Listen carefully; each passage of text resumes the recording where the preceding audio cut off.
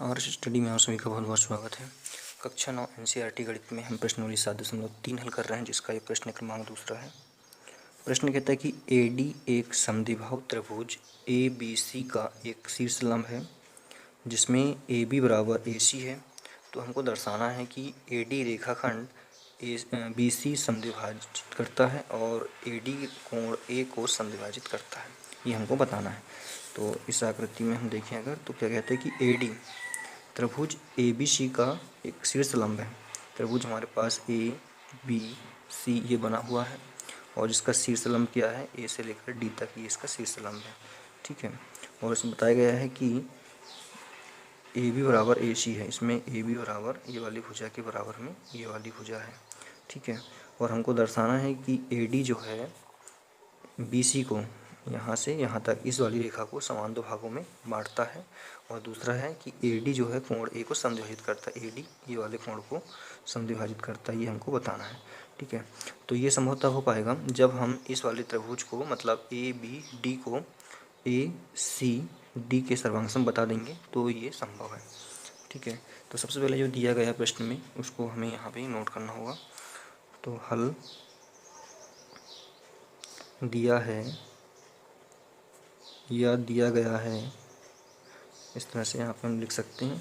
तो सबसे पहले हमको क्या दिया गया है कि त्रिभुज ABC एक समद्विबाहु त्रिभुज है। समद्विबाहु त्रिभुज का मतलब इसकी दो भुजाएं समान होती हैं, तो वो यहाँ पे हम लिख लेते हैं कि त्रिभुज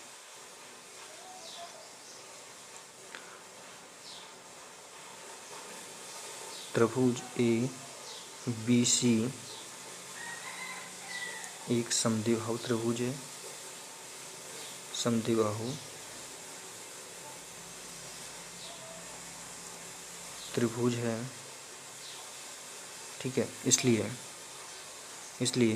इसकी दो भुजा समान होगी, तो दिया भी गया हमको यहाँ पे कि AB बराबर AC,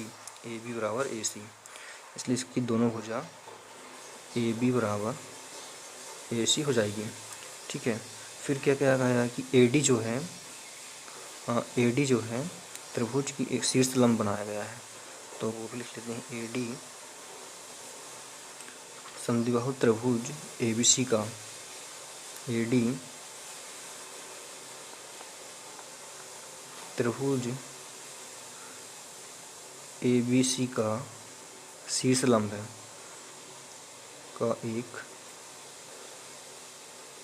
शीर्ष लंब है, ठीक है। ये यहाँ से यहाँ तक शीर्ष लंब बनाया गया है A से लेकर D तक, ठीक है।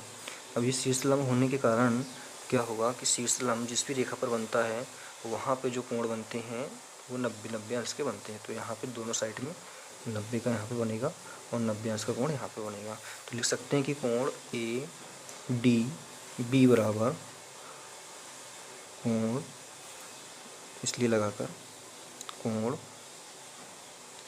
ADB बराबर इस कोण के बराबर ये वाला कोण हो जाएगा, तो ये हो जाएगा हमारा ADC, कोण ADC बराबर दोनों कितने के 90 अंश के हो जाएंगे, ठीक है। इसको हम समीकरण नंबर 1 यहाँ पे दे देंगे। तो पहला प्रश्न क्या पूछा गया हमसे कि AD रेखाखंड BC को समद्विभाजित करता है, मतलब AD जो रेखाखंड है वो BC को समद्विभाजित करता है। समद्विभाजित का मतलब क्या हुआ कि BD बराबर DC है ना, ठीक है। तो BD बराबर DC, ये अगर हमें दर्शा दिया तो ये बराबर दो भागों में बढ़ जाएगा। तो यहाँ पे लिखेंगे हम सिद्ध करना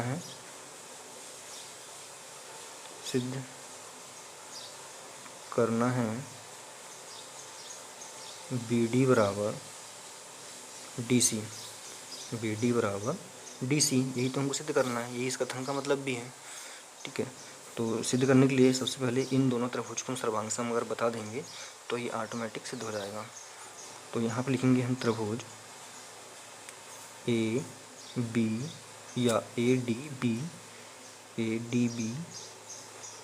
तथा त्रिभुज ADC सी, ठीक है, ए डी सी, ये वाला ए डी सी में। और सर्वांग समता के लिए हमें इसमें तीन चीज़ों को बराबर इसमें बताना होता है। तो सबसे पहले इसमें हम बता सकते हैं कि कोण ये वाला जो है, ये वाला कोण इसके बराबर है। तो यहाँ पे लिख सकते हैं कोण, और हमने यहाँ पे लिया भी था ये वाला ए डी बी, कोण ए डी बी बराबर है कोण ए डी सी, ठीक है। ये समीकरण नंबर 1 से, इसको हमने पहले डिस्कस कर चुका है, ठीक है। उसके बाद में और क्या बता सकते हैं इसमें हम,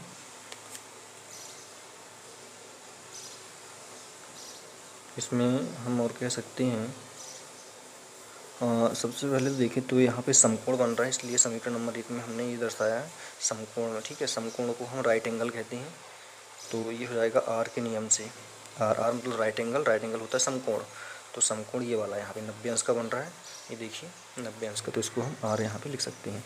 सेकंड चीज़ यहाँ पे हम देखें तो बी ए बराबर सी ए, बी ए बराबर सी ए, या इसको हम ए बी बराबर ए सी भी कह सकते हैं। यहाँ पे ये दर्शाया गया है ए बी बराबर ए सी, तो ए बी बराबर ए सी, ठीक है, ये हमको दिया गया है। अब इसको हम भुजा नहीं कहेंगे, क्योंकि समकोण के सामने वाली भुजा हमेशा कर्ण होती है। ये कर्ण हो गया यहाँ पे, ठीक है, ये आधार हो गया और ये लंब हो गया। तो लंब और आधार के बीच में जो कोण बनता है उससे सामने वाली भुजा आधार, और लंब की जो सामने वाली भुजा वो कर्ण बनता है, ठीक है। ये कर्ण हो गया, और कर्ण को इंग्लिश में बोलते हैं हाइपोटेन्यूस। हाइपोटेन्यूस का ये हो जाएगा एच, ठीक है। हाइपोटेन्यूस का क्या हो जाएगा, यहाँ पे एच हो जाएगा हाइपोटेन्यूस का। और अब यहाँ पे एक चीज़ और हमको दर्शाना है कि क्या इसमें बराबर हो सकती है। तो यहाँ देखिए हम ए डी बराबर ए डी, ठीक है, उभयनिष्ठ भुजा है, तो यहाँ पे लिख सकते हैं ए डी बराबर ए डी, ए डी बराबर ए डी। तो ये हो जाएगा क्या, भुजा, भुजा मतलब साइड, तो ये कैसा है, उभयनिष्ठ भुजा है, उभयनिष्ठ भुजा। इससे सिद्ध होता है, अतः सिद्ध होता है कि त्रिभुज ए डी बी सर्वांगसम है त्रिभुज ए डी सी के, ठीक है।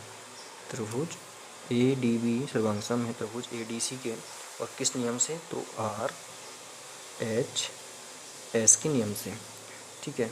जब ये हमने सिद्ध कर लिया तो ये वाली जो भुजा है, ये वाली भुजा जो है वो कैसी है, संगत भुजा इन दोनों कोणों की। तो यहाँ पे हम लिखेंगे इसलिए बी डी बराबर D C, C P C T के नियम से, सी पी सी टी के नियम से। सी पी सी टी का नियम क्या कहता है कि कोई भी त्रिभुज या कोई भी समद्विबाहु त्रिभुज या कोई भी समद्विबाहु त्रिभुज जब आपस में सर्वांगसम होते हैं तो उनकी जो संगत भाग होते हैं, ये संगत भाग है ये वाला, वो कैसे होते हैं, बराबर होते हैं। तो ये सिद्ध हो गया बी डी बराबर डी सी। तो यही हमको सिद्ध करना था, बी डी बराबर डी सी, ठीक है। तो पहला प्रश्न हमारा कंप्लीट होता है इसका। और सेकंड वाला देखते हैं। तो देखिए सेकंड वाला कहता है हमसे प्रश्न की ए डी है, ए डी जो कोण है वो ए को समद्विभाजित करता है। ए डी जो रेखा है, मतलब ए डी जो रेखा है ये वाली, इस वाले कोण को समान दो भागों में बांटता है, ये हमको दर्शाना है। मतलब कि यहाँ पे बी ए डी बराबर बताना है हमको सी ए डी के, ठीक है। ये कोण हमको यहाँ पे बराबर बताना है। तो इस तरह से हमको ये सिद्ध करना है, कोण बी ए सी बराबर कोण सी ए डी। तो देखिए यहाँ पे जब ये त्रिभुज आपस में कैसे हैं, सर्वांगसम है, ये वाला त्रिभुज ए बी डी और ए डी सी, ये जब दोनों सर्वांगसम हैं ये त्रिभुज, तो इनके संगत कोण क्या हो जाएंगे, ये वाले कोण संगत हो जाएंगे। और अभी हमने देखा सी पी सी टी के नियम से कि जब कोई त्रिभुज सर्वांगसम होता है तो उसके जो संगत भाग है, संगत भाग ये वाला हो या ये वाला हो, ठीक है, संगत भुजा हो या संगत कोण हो, कैसे होते हैं, बराबर होते हैं। तो हम कह सकते हैं कि हम क्या कह सकते हैं कि त्रिभुज या जबकि लगा के, जब त्रिभुज ए बी डी सर्वांगसम है त्रिभुज ए डी सी के, तो कोण बी ए सी बराबर होंगे कोण CAD के कौन से नियम से, तो CPCT के नियम से। ठीक है, ये हमको सिद्ध करना था। और हम कह सकते हैं यहाँ पे कि अतः डाल के कि अतः AD कोण ए को समद्विभाजित करता है, समद्विभाजित या समद्विभाज करता इस तरह से। ठीक है, हमारे प्रश्न कंप्लीट होता है। इसका अगर स्क्रीनशॉट आप लेना चाहो तो यहाँ से ले सकते हैं। बहुत ही सिंपल सवाल है, आपको समझ में आया कि नहीं मुझे कमेंट्स में ज़रूर बताएं। और यदि आपने चैनल को सब्सक्राइब नहीं किया है तो जल्दी सब्सक्राइब कर लीजिएगा, ताकि यहाँ से आप जो भी वीडियो डाले जाएँ वो तुरंत आपको प्राप्त हो जाए। ठीक है, धन्यवाद।